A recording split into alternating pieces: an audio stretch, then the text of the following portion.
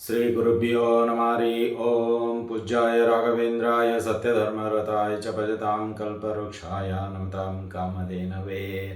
ಸಮಸ್ತ ಶ್ರೀ ಸರಳ ಪರಿಹಾರ ಜ್ಯೋತಿಷಾಲಯ ಸದಸ್ಯರೆಲ್ಲರಿಗೂ ಈ ನಿಮ್ಮ ರಾಘವೇಂದ್ರ ಹರಿತಸೆ ಗುರುಜಿ ಮಾಡುವ ನಮಸ್ಕಾರಗಳು. ಎಲ್ಲರೂ ಈ ಒಂದು ಮೇ ತಿಂಗಳಲ್ಲಿ ತುಂಬ ಚೆನ್ನಾಗಿದ್ದೀರಾ ಅಂತ ಭಾವಿಸುತ್ತಾ, ಈ ದಿನ ನಾವು ಇದೇ ತಿಂಗಳು ಮೇ 21ರಂದು ಬರ್ತಕ್ಕಂತಹ ಗುರು ಪುಷ್ಯ ಯೋಗ ಮತ್ತು ಜೂನ್ 18ನೇ ತಾರೀಕು ಬರ್ತಕ್ಕಂತಹ ಗುರು ಪುಷ್ಯ ಯೋಗ, ಅಂದರೆ ಈ ಒಂದು ತಿಂಗಳಲ್ಲಿ ಮೇ ಮತ್ತು ಜೂನ್ ಈ ಎರಡೂ ದಿನಾಂಕಗಳಲ್ಲಿ 21 ಮತ್ತು 18 ಅಂದರೆ ಗುರು ಪುಷ್ಯ ಯೋಗದಿಂದ ಏನೆಲ್ಲ ಲಾಭಗಳಿರುತ್ತೆ ಮತ್ತು ಈ ಒಂದು ಯೋಗದಿಂದ ಅನುಕೂಲತೆಗಳೇ ಏನು ಮತ್ತು ಅನಾನುಕೂಲತೆಗಳಿರುವಂತಹ ರಾಶಿಗಳು, ಅಥವಾ ನಿಮ್ಮ ಒಂದು ದಶಾಭುಕ್ತಿಯಲ್ಲಿ ಗುರು ಏನಾದರೂ ವಕ್ರಿಯನಾಗಿ ಅಥವಾ ಗುರು ನಿಮಗೆ ಬಲ ಇಲ್ಲದೇ ಇದ್ದಾಗ ಏನು ಮಾಡುವುದು, ಅದೆಲ್ಲ ವಿವರವನ್ನು ಈ ಒಂದು ವಿಡಿಯೋದಲ್ಲಿ ನೋಡುವಂಥದ್ದು ಮಾಡೋಣ. ಅದಕ್ಕಿಂತ ಮುಂಚಿತವಾಗಿ ನಮ್ಮ SSP ಯೂಟ್ಯೂಬ್ ಚಾನಲ್ ಇನ್ನೂ ನೀವು ಸಬ್ಸ್ಕ್ರೈಬ್ ಮಾಡ್ಕೊಂಡಿಲ್ಲ ಅಂದರೆ ದಯವಿಟ್ಟು SSP ಜ್ಯೋತಿಷಾಲಯ ಯೂಟ್ಯೂಬ್ ಚಾನಲನ್ನು ಸಬ್ಸ್ಕ್ರೈಬ್ ಮಾಡ್ಕೊಳ್ಳಿ. ಇನ್ನೂ ಹೆಚ್ಚಿನ ಆಧ್ಯಾತ್ಮಿಕ ವಿಷಯಗಳು ಮುಂದಿನ ದಿನಗಳಲ್ಲಿ ಒಂದೊಂದಾಗಿ ತಿಳಿಸ್ಕೊಳ್ತಾ ಹೋಗೋಣ. ಬನ್ನಿ, ಹಾಗಾದರೆ ಈ ಗುರು ಪುಷ್ಯ ಯೋಗದ ಬಗ್ಗೆ ಒಂದು ವಿವರವಾಗಿ, ಸಂಕ್ಷಿಪ್ತವಾಗಿ ಮತ್ತು ಸಕಾರಾತ್ಮಕವಾಗಿ ತಿಳಿದುಕೊಳ್ಳೋ ಒಂದು ಪ್ರಯತ್ನ ಮಾಡೋಣ. ಗುರು ಅಂತ ಹೇಳಿದರೆ ಸಾಕ್ಷಾತ್ ನಮಗೆ ಕಲಿಸಿರತಕ್ಕಂತಹ ಗುರು ಆಗಿರ್ಬೋದು, ಅಥವಾ ಪೀಠಾಧಿಪತಿ ಆಗಿರ್ಬೋದು, ಗುರುವಿನ ಸ್ಥಾನದಲ್ಲಿರತಕ್ಕಂತಹ ವ್ಯಕ್ತಿಗಳಾಗಿರ್ಬೋದು, ಅಥವಾ ನಮಗೆ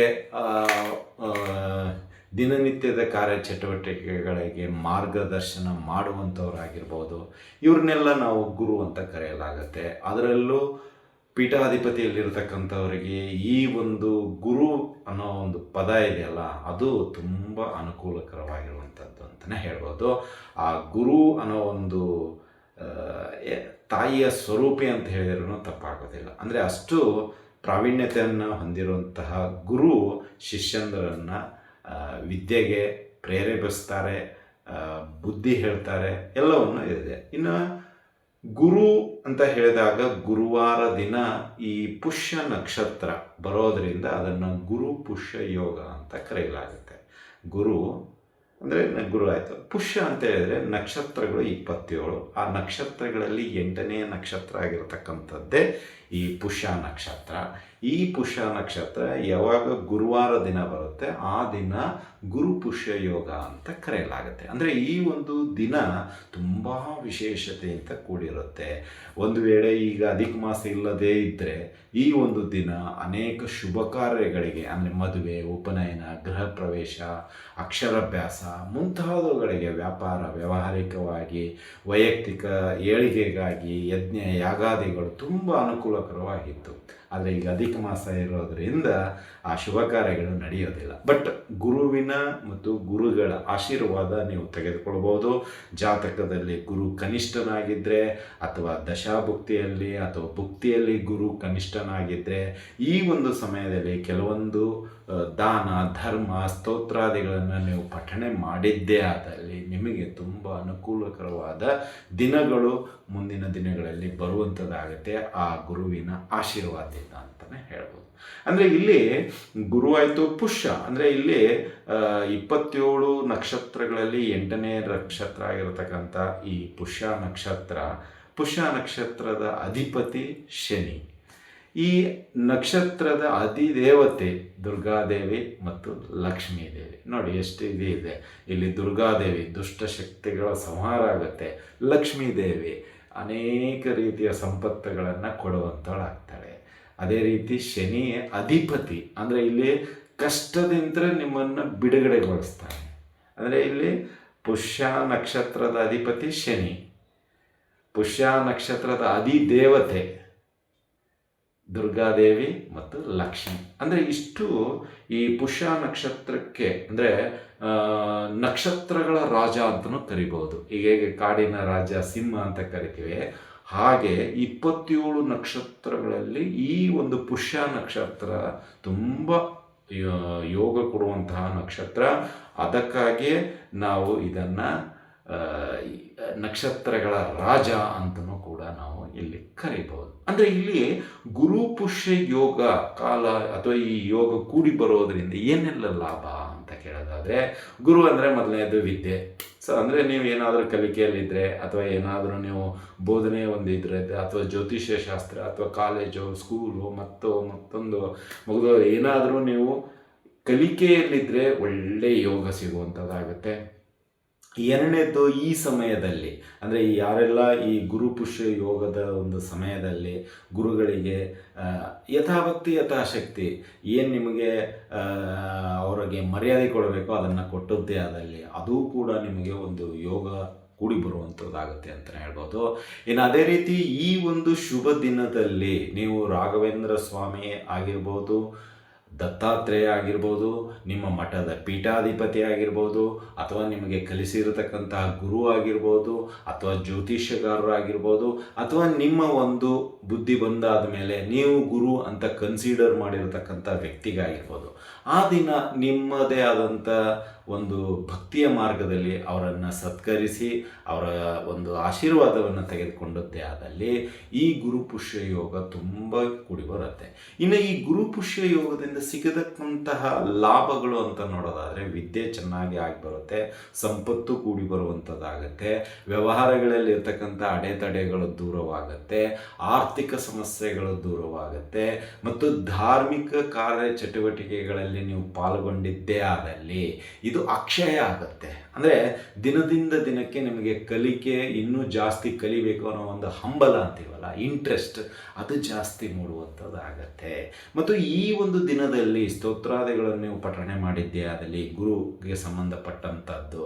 ಸೊ ಈ ಒಂದು ಸಮಯದಲ್ಲಿ ನಿಮಗೆ ಏನಾಗುತ್ತೆ ಅಂದರೆ ಮದುವೆ ಆಗಿದ್ದಿಲ್ಲ ಅಂದರೆ ಮದುವೆ ಯೋಗ ಕೂಡಿ ಬರುತ್ತೆ, ಅಥವಾ ನಿಮಗೆ ಉಪನಯನ ಆಗಿದ್ದಿಲ್ಲ ಅಂದರೆ ಉಪನಯನ ಯೋಗ ಕೂಡಿ ಬರುತ್ತೆ, ಅಥವಾ ನೀವು ಈ ಒಂದು ಸಮಯದಲ್ಲಿ ಗುರುವಿನ ಸೇವೆ ಮಾಡಿದ್ದೇ ಆದಲ್ಲಿ ನಿಮ್ಮ ಕಷ್ಟಗಳು ಏನೆಲ್ಲ ಕಷ್ಟಗಳಿದೆ ವೈಯಕ್ತಿಕ ಬದುಕಿನಲ್ಲಿ ಅದೆಲ್ಲವೂ ದೂರವಾಗುವಂಥದ್ದಾಗತ್ತೆ ಅಂತಲೇ ಹೇಳ್ಬೋದು. ಅಂದರೆ ಇಲ್ಲಿ ಜಾತಕದಲ್ಲಿ ಗುರು ಏನಾದರೂ ನಿಮಗೆ ಕನಿಷ್ಠನಾಗಿದ್ದರೆ ಅಥವಾ ನಕ್ಷತ್ರ ದೋಷಗಳು ಏನಾದರೂ ಇದ್ದರೆ ನೀವು ಈ ಒಂದು ದಿನದಲ್ಲಿ ದಾನಗಳು ಮತ್ತು ಸ್ತೋತ್ರಾದಿಗಳನ್ನು ಪಠನೆ ಮಾಡಿದ್ದೇ ಆದಲ್ಲಿ ನಿಮಗೆ ಆ ದೋಷಗಳು ಕೂಡ ದೂರವಾಗುತ್ತೆ ಅಂತಲೇ ಹೇಳ್ಬೋದು. ಅಂದರೆ ಇಲ್ಲಿ ಈ ಗುರು ಪುಷ್ಯ ಯೋಗ ಈಗ ನಾಳೆ ಮೇ 21ನೇ ತಾರೀಕು ಗುರುವಾರ ದಿನ ಏನು ಬರ್ತಾ ಇದೆ, ಈ ಒಂದು ದಿನದಲ್ಲಿ ನೀವು ಶ್ರೀ ರಾಘವೇಂದ್ರ ಸ್ತೋತ್ರವನ್ನು ಪಠನೆ ಮಾಡಿ ಮತ್ತು ದತ್ತಾತ್ರೇಯ ಸ್ತೋತ್ರವನ್ನು ಪಠನೆ ಮಾಡಿ, ರಾಘವೇಂದ್ರ ಅಷ್ಟೋತ್ತರ, ರಾಘವೇಂದ್ರ ಕವಚ, ರಾಘವೇಂದ್ರ ಮಂಗಳಾಷ್ಟಕ ಸ್ತೋತ್ರ, ಇದು ನಿಮಗೆ ಯಾವುದು ಅನುಕೂಲ ಅನಿಸುತ್ತೋ ಅದನ್ನು ಪಠನೆ ಮಾಡಿ, ಇದರಿಂದ ಅನುಕೂಲವಾಗುತ್ತೆ ಇಲ್ವಾ. ಓಂ ಶ್ರೀ ಬೃಹಸ್ಪತಿ ನಮಃ ಅಂತಾದರೂ 108 ಬಾರಿ ನೀವು ಇದನ್ನು ಹೇಳ್ತಾ ಬನ್ನಿ ಆ ಒಂದು ದಿನ. ಓಂ ಬೃಹಸ್ಪತಿ ನಮಃ ಅಂದರೆ ಇಲ್ಲಿ ಗುರುವನ್ನು ನಾವು ಬೃಹಸ್ಪತಿ ಅಂತ ಕರೆಯಲಾಗತ್ತೆ.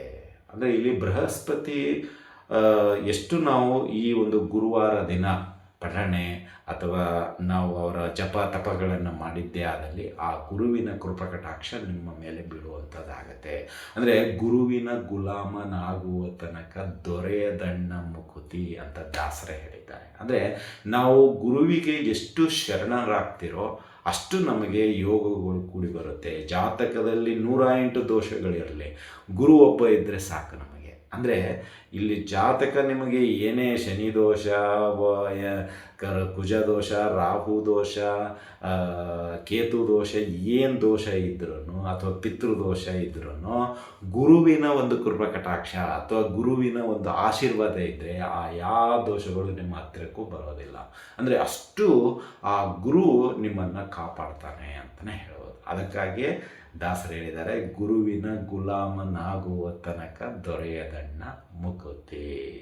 ಅಂದರೆ ಗುರುವಿಗೆ ನಾವು ಎಷ್ಟು ಮರ್ಯಾದೆ ಕೊಡ್ತೀವಿ, ಗುರುವಿಗೆ ಎಷ್ಟು ನಾವು ಸೇವೆಯನ್ನು ಮಾಡ್ತೀವಿ, ಅದು ನಮಗೆ ಫಲ ಮುಂದಿನ ದಿನಗಳಲ್ಲಿ ತಿಳಿಯುತ್ತೆ. ಅಂಥದ್ದು ಈ ಒಂದು ಗುರು ಪುಷ್ಯ ಯೋಗದಲ್ಲಿ ನೀವು ಗುರುಗಳ ಸೇವೆ ಮಾಡಿದ್ದೇ ಆದಲ್ಲಿ ಮತ್ತು ಗುರುಗಳಿಗೆ ಬೇಕಾಗಿರತಕ್ಕಂತಹ ಪದಾರ್ಥಗಳನ್ನು ನೀವು ಉಡುಗೊರೆಯಾಗಿ ಕೊಡೋದಾಗಿರಲಿ ಅಥವಾ ಗುರುಗಳಿಗೆ ಇಷ್ಟವಾಗಿರತಕ್ಕಂತಹ ಉಡುಪುಗಳನ್ನು ಕೊಡೋದಾಗಿರಲಿ, ಸೊ ಇದರಿಂದ ಅವರ ಒಂದು ಇಚ್ಛಾನುಸಾರವಾಗಿ ಒಳ್ಳೆಯ ಆಶೀರ್ವಾದವನ್ನು ನೀವು ಪಡೆಯುವಂಥವ್ರಾಗ್ತೀರಾ. ಆ ಬೃಹಸ್ಪತಿ ನಿಮಗೆ ಎಲ್ಲ ಕಷ್ಟಗಳಿಂದ ದೂರ ಮಾಡ್ತಾನೆ ಅಂತಲೇ ಹೇಳ್ಬೋದು.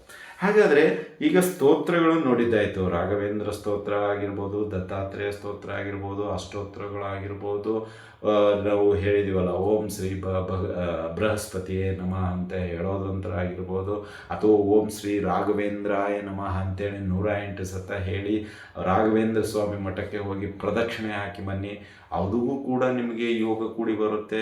ಯಾರೆಲ್ಲ ಗುರುವಿನ ಒಂದು ಬಲ ಇಲ್ಲದ ರಾಶಿಗಳು ಇದ್ದರೆ ಅದು ಕೂಡ ನಿಮಗೆ ಅನುಕೂಲಕರವಾಗಿರುವಂಥ ರಾಶಿಯಾಗಿ ಕನ್ವರ್ಟ್ ಆಗುತ್ತೆ. ಮುಂದಿನ ದಿನಗಳಲ್ಲಿ ನಿಮಗೆ ಇನ್ನೂ ಹೆಚ್ಚಿನ ಯೋಗಗಳು ಕೂಡಿ ಬರುತ್ತೆ, ಎಲ್ಲ ಅಡೆತಡೆಗಳು ದೂರವಾಗುತ್ತೆ ಅಂತಲೂ ಹೇಳ್ಬೋದು. ಅಂದರೆ ಇಲ್ಲಿ ಗುರು ಪುಷ್ಯ ಯೋಗ ಏನಿದೆಯಲ್ಲ, ಇದು ತುಂಬ ಒಂದು ರೀತಿ ಬೂಸ್ಟ್ ರೀತಿಯಲ್ಲಿ ನಿಮಗೆ ಕೆಲಸ ಮಾಡುವಂಥದ್ದಾಗತ್ತೆ. ಅಥವಾ ಪ್ರಮೋಷನ್ ಅಂತೀವಲ್ಲ, ಅಂದರೆ ಒಂದು ಹೆಚ್ಚಿನ ಜವಾಬ್ದಾರಿ ಅಥವಾ ಏನೋ ಒಂದು ಸ್ಯಾಲ್ರಿ ಹೈಕ್, ಆ ರೀತಿಯಲ್ಲಿ ಈ ಗುರು ಪುಷ್ಯ ಯೋಗ ಅಂದರೆ ನಮ್ಮನ್ನು ಕಷ್ಟದಿಂದ ಪಾರು ಮಾಡುವಂತಹ ದಿನಗಳು ಅಂತಲೇ ಹೇಳ್ಬೋದು. ಅಂದರೆ ಈ ದಿನ ನಾವು ಏನಾದರೂ ಭಕ್ತಿಪೂರ್ವಕವಾಗಿ ಪೂಜೆ ಪುನಸ್ಕಾರಗಳು ಮಠಮಾನ್ಯಗಳಲ್ಲಿ ಗುರು ಹಿರಿಯರ ಒಂದು ಮಾರ್ಗದರ್ಶನ ಮಾಡಿದ್ದೇ ಆದಲ್ಲಿ ನಮಗೆ ಇದರ ಯೋಗ ಕೂಡಿ ಬರುವಂಥದ್ದಾಗತ್ತೆ. ಇಂತಹ ಒಂದು ದಿನದಲ್ಲಿ ನೀವು ಗುರುವಿಗೆ ಏನೆಲ್ಲ ದಾನಗಳು ಮಾಡೋದಾದರೆ ಅಂದರೆ ಬೃಹಸ್ಪತಿಗೆ ಸಂಬಂಧಪಟ್ಟಂಥದ್ದು ಹಳದಿ ಬಣ್ಣದ ಬಟ್ಟೆಗಳನ್ನು ಆಗಿರ್ಬೋದು, ಬಾಳೆಹಣ್ಣಾಗಿರ್ಬೋದು, ಮಾವಿನ ಹಣ್ಣಾಗಿರ್ಬೋದು. ಅಂದರೆ ಈಗೆಲ್ಲ ಅಧಿಕ ಮಾಸ 33 ಮಾವಿನ ಹಣ್ಣನ್ನು ನೀವು ದಾನವಾಗಿ ನೀಡ್ಬೋದು, ಅಥವಾ 33 ಬಾಳೆಹಣ್ಣನ್ನು ದಾನವಾಗಿ ನೀಡ್ಬೋದು. ಈಗ ಅಧಿಕ ಮಾಸ ಎಲ್ಲದಕ್ಕೂ 33 ವಿಶೇಷ ಒಂದು ದಾನದ ವಿಶೇಷ ಇದೆ. ಅದು ಮುಂದಿನ ದಿನದಲ್ಲಿ ಹೇಳ್ತೀನಿ, ಅಧಿಕ ಮಾಸದ ದಾನ ಆ ಒಂದು ಇದನ್ನು ಹೇಳ್ತೀನಿ. ಬಟ್ ಈಗ ನಮಗೆ ಗುರು ಪುಷ್ಯ ಯೋಗದಲ್ಲಿ 33 ಹಣ್ಣು, ಬಾಳೆಹಣ್ಣಾಗಿರ್ಬೋದು, ಮಾವಿನ ಹಣ್ಣು ಆಗಿರ್ಬೋದು, ಅಥವಾ ಹಲಸಿನ ಹಣ್ಣು ಬಿಡಿಸಿರೋದಂಥ 33 ಹಲಸಿನ ಹಣ್ಣು, ಅದು ಹಳದಿ ಕಲರೇ ಇರುತ್ತೆ. ಅಂದರೆ ಇಲ್ಲಿ ಹಳದಿ ಬೃಹಸ್ಪತಿಗೆ ಯಾಕೆ ಅಂತ ಹೇಳಿದರೆ, ಹಳದಿಯಲ್ಲಿ ನಾವು ಎಲ್ಲವನ್ನ ಏನೇ ದೋಷ ಇದ್ರೂ ಅದು ಒಗ್ಗಿಸ್ಕೊಂಡು ಹೋಗುವಂಥದ್ದು ಅಥವಾ ಆ ದೋಷಗಳನ್ನು ನಶಿಸಿ ಹೋಗುವಂಥದ್ದಾಗಿರುತ್ತೆ ಅಂತಲೂ ಹೇಳ್ಬೋದು. ಅಂದರೆ ಇಲ್ಲಿ ಹಳದಿಗೆ ತುಂಬ ಪ್ರಾಶಸ್ತ್ಯ. ಈ ಒಂದು ಬೃಹಸ್ಪತಿಗೆ ಹಳದಿ ಒಂದು ಕಲರು ಕಾಂಬಿನೇಷನ್ ಅಂತೀವಲ್ಲ, ಅದು ಕೂಡಿ ಬರುವಂಥದ್ದಾಗಿರುತ್ತೆ ಅಂತಲೇ ಹೇಳ್ಬೋದು. ಅಂದರೆ ಇಲ್ಲಿ ನಾವು ಆದಷ್ಟು ಈ ಹಳದಿ ಬಣ್ಣದ ಹಣ್ಣುಗಳು, ಹಳದಿ ಬಣ್ಣದ ವಸ್ತ್ರಗಳು ನೀವು ಈ ಒಂದು ದಿನದಲ್ಲಿ ದಾನವಾಗಿ ಗುರುಗಳಿಗೆ ನೀಡಿದ್ದೇ ಆದಲ್ಲಿ ಈ ಗುರು ಪುಷ್ಯ ಯೋಗದ ಒಂದು ಆಶೀರ್ವಾದ ನಿಮಗೆ ಸಿಗುತ್ತೆ ಅಂತಲೇ ಹೇಳ್ಬೋದು. ಇನ್ನು ಜಾತಕದಲ್ಲಿ ಯಾರಿಗಾದರೂ ಗುರು ಕನಿಷ್ಠನಾಗಿದ್ದರೆ, ಅಥವಾ ಗುರು ದೋಷಗಳು ಇದ್ದರೆ, ಅಥವಾ ಗುರು ಬಲ ಇಲ್ಲದಿದ್ದರೆ, ಅಥವಾ ದಶಾಭುಕ್ತಿಯಲ್ಲಿ ಗುರು ಕನಿಷ್ಠನಾಗಿದ್ದರೆ, ಅಥವಾ ಈ ಒಂದು ಭುಕ್ತಿಯಲ್ಲಿ ಅಂದರೆ ದಶಾಭುಕ್ತಿ ಬೇರೆ ಭುಕ್ತಿ ಬೇರೆ. ಸೊ ಇಲ್ಲಿ ಭುಕ್ತಿಯಲ್ಲೂ ಕೂಡ ಗುರು ಏನಾದರೂ ನಿಮಗೆ ತೊಂದರೆಗಳನ್ನು ಕೊಡ್ತಾ ಇದ್ದರೆ, ಈ ಸಮಯದಲ್ಲಿ ನೀವೇನು ಮಾಡಬೇಕಂದ್ರೆ ಬೆಳಗಿನ ಜಾವ ಒಂದು 5:30 6:30 ಒಳಗಾಗಿ ಸ್ನಾನಾದಿ ಕರ್ಮಾದಿಗಳನ್ನೆಲ್ಲವನ್ನು ಮುಗಿಸಿಕೊಂಡು ಸೂರ್ಯದೇವರಿಗೆ ನಮಸ್ಕಾರ ಮಾಡಿ ಪೂರ್ವಾಭಿಮುಖವಾಗಿ ಕೂತುಕೊಂಡು ನೀವು ಹಳದಿ ಬಟ್ಟೆಯನ್ನು ಹಾಕಿಕೊಂಡು, ಹಳದಿ ಬಟ್ಟೆ ಇಲ್ಲಿ ನಾವು ಏನು ದಾರ ಹಾಕ್ಕೊಂಡಿದ್ದೀವಲ್ಲ ಈ ರೀತಿಯಲ್ಲಿ ಯೆಲ್ಲೋ ಕಲರ್ ಇರತಕ್ಕಂಥ ಹಳದಿ ಬಟ್ಟೆಯನ್ನು ಧರಿಸಿಕೊಂಡು ನೀವು ಪೂರ್ವಾಭಿಮುಖವಾಗಿ ಕೂತ್ಕೊಂಡು ಶ್ರೀ ರಾಘವೇಂದ್ರ ಸ್ತೋತ್ರವನ್ನು ಪಠಣೆ ಮಾಡಿ, ಅಥವಾ ಓಂ ಶ್ರೀ ರಾಘವೇಂದ್ರಾಯ ನಮಃ ಅಂತ 108 ಸತ ಆದರೂ ಹೇಳ್ಕೊಳ್ಳಿ, ಅಥವಾ ಓಂ ಶ್ರೀ ಬೃಹಸ್ಪತಿಯೇ ನಮಃ ಅಂತ 108 ಸತ ಆದರೂ ಹೇಳ್ಕೊಳ್ಳಿ, ಓಂ ಶ್ರೀ ದತ್ತಾತ್ರೇಯ ನಮಃ ಅಂತ ಆದರೂ 108 ಸತ ಹೇಳ್ಕೊಳ್ಳಿ. ನಿಮಗೆ ಯಾವುದು ಅನುಕೂಲ ಅನಿಸುತ್ತೋ ಈ ಮಂತ್ರವನ್ನು 108 ಸತ ಜಪ ಮಾಡಿ. ಅಥವಾ ಶ್ರೀ ರಾಘವೇಂದ್ರ ಸ್ತೋತ್ರವನ್ನು ನೀವು 8 ಬಾರಿ, ಏಕೆಂದರೆ ಪುಷ್ಯ ನಕ್ಷತ್ರ 8ನೇ ನಕ್ಷತ್ರ ಆಗಿರೋದರಿಂದ ಶ್ರೀ ರಾಘವೇಂದ್ರ ಸ್ತೋತ್ರ 8 ಬಾರಿ ಈ ಒಂದು ಗುರುಪುಷ್ಯ ಯೋಗ ದಿನದಂದು ನೀವು ಪಠಣೆ ಮಾಡಿದ್ದೇ ಆದಲ್ಲಿ ಸಾಕ್ಷಾತ್ ಶ್ರೀ ಗುರು ರಾಘವೇಂದ್ರರ ಆಶೀರ್ವಾದ ಮತ್ತು ಈ ಗುರುಪುಷ್ಯ ಯೋಗದ ಒಂದಿಷ್ಟು ಅನುಕೂಲತೆಗಳು ನಿಮಗೆ ಖಂಡಿತವಾಗಿ ಸಿಗುತ್ತೆ ಅಂತಲೇ ಹೇಳ್ಬೋದು. ಅದೇ ರೀತಿಯಾಗಿ ದಾನ ಏನಾದರೂ ನೀವು ಮಾಡುವಾಗಿದ್ದರೆ ನಿಮ್ಮ ಮನೆ ಹತ್ತಿರ ಇರತಕ್ಕಂಥ ಬ್ರಾಹ್ಮಣರಿಗೆ ಹೇಳಿದ್ನಲ್ಲ, 33 ಮಾವಿನ ಹಣ್ಣು ಆಗಿರ್ಬೋದು, 33 ಹಲಸಿನ ಹಣ್ಣು ಒಳಗಡೆ ಬಿಡಿಸಿರ್ತಕ್ಕಂಥದ್ದಾಗಿರ್ಬೋದು, ಅಥವಾ ಬಾಳೆಹಣ್ಣು, ಮಾವಿನ ಹಣ್ಣು, ಹಲಸಿನ ಹಣ್ಣು 33 ಕೊಡಬಹುದು. ಅಥವಾ ನೀವು ಹಳದಿ ಬಟ್ಟೆಯನ್ನು ದಾನವಾಗಿ ನೀಡಿದ್ದೇ ಆದಲ್ಲಿ ನಿಮ್ಮಲ್ಲಿರ್ತಕ್ಕಂಥ ಈ ಗುರು ದೋಷ ಕ್ರಮೇಣ ಕಡಿಮೆ ಆಗ್ತಾ ಬರುತ್ತೆ. ಯಾರೂ ಸಿಗಲಿಲ್ವಾ, ನೀವು ನಮಗೂ ಕೂಡ ತಲುಪಿಸ್ಬೋದು. ಸೊ ಯಥಾಭಕ್ತಿ ಯಥಾಶಕ್ತಿ ದಕ್ಷಿಣೆಯೊಂದಿಗೆ ನೀವು ಗುರುವಿಗೆ ಕಾಣಿಕೆಯನ್ನು ಸಲ್ಲಿಸ್ಬೋದು ಅಂತಲೇ ಹೇಳ್ಬೋದು. ಇದಾಗಿತ್ತು ಈ ಒಂದು ಗುರು ಪುಷ್ಯ ಯೋಗದ ವಿಶೇಷ ಒಂದು ಸಂಚಿಕೆ ಅಂತಲೇ ಹೇಳ್ಬೋದು. ಅಂದರೆ ಇಲ್ಲಿ ಗುರುನ ನಾವು ಒಲಿಸ್ಕೊಳ್ಳಿಕ್ಕೆ ಇದು ಒಂದು ಒಳ್ಳೆಯ ದಿನ, ಶುಭ ದಿನ ಅಂತಲೇ ಹೇಳ್ಬೋದು. ಆಧ್ಯಾತ್ಮಿಕ ಕಡೆಗೆ ನಮ್ಮನ್ನು ಎಳೆದುಕೊಂಡು ಹೋಗುವಂತಹ ದಿನ ಅಂತ ಹೇಳಬಹುದು. ಹಾಗಾಗಿ ಈ ಒಂದು ದಿನ ಎಲ್ಲರಿಗೂ ಆ ಗುರುರಾಯರು ಆಯುರಾರೋಗ್ಯ ಭಾಗ್ಯಗಳನ್ನು ಕೊಟ್ಟು ಸಕಲ ಜೀವಿಗಳನ್ನು ಅವರು ಕಾಪಾಡಲಿ ಹಾಗೂ ನಮ್ಮ ಎಲ್ಲ ಕಷ್ಟಗಳನ್ನು ಅವರು ದೂರ ಮಾಡಲಿ ಅಂತ ಪ್ರಾರ್ಥಿಸುತ್ತೇವೆ. ಇಲ್ಲಿಗೆ ಈ ವಿಷಯ ಮುಗಿಸ್ತಾ ಇದ್ದೀವಿ. ಈ ಒಂದು ವಿಡಿಯೋ ನಿಮಗೆ ಇಷ್ಟ ಆಗಿದ್ದರೆ ಲೈಕ್ ಮಾಡಿ, ಜಾಸ್ತಿ ಇಷ್ಟ ಆಗಿದ್ದರೆ ಶೇರ್ ಮಾಡಿ, ಹಾಗೂ ನಮ್ಮ SSP ಜ್ಯೋತಿಷ್ಯಾಲಯ ಯೂಟ್ಯೂಬ್ ಚಾನಲನ್ನು ಬೆಂಬಲಿಸಿ ಹಾಗೂ ಸಬ್ಸ್ಕ್ರೈಬ್ ಮಾಡ್ಕೊಳ್ಳಿ ಅಂತ ಹೇಳ್ತಾ ಇಲ್ಲಿಗೆ ವಿಷಯ ಮುಗಿಸ್ತಾ ಇದ್ದೀವಿ. ಮತ್ತು ಮುಂದಿನ ವಿಷಯದೊಂದಿಗೆ ಭೇಟಿಯಾಗೋಣ. ಅಲ್ಲಿವರೆಗೂ ಶುಭಮಸ್ತು, ಶುಭಂ ಭೂಯಾತ್, ಸರ್ವೇ ಜನಃ ಸುಖಿನೋ ಭವಂತು.